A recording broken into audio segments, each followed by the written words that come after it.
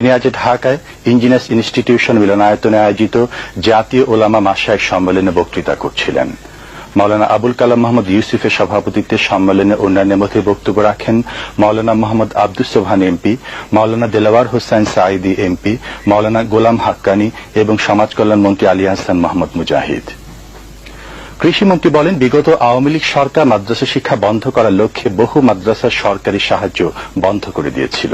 বর্তমান সরকার ইবতেদায়ী মাদ্রাসাগুলোকে বেসরকারি প্রাথমিক বিদ্যালয়ের সমমর্যাদা প্রদান করে ছাত্রছাত্রীদের বিনামূল্যে বই প্রদান সহ বিভিন্ন সুযোগ সুবিধা প্রদান করছে।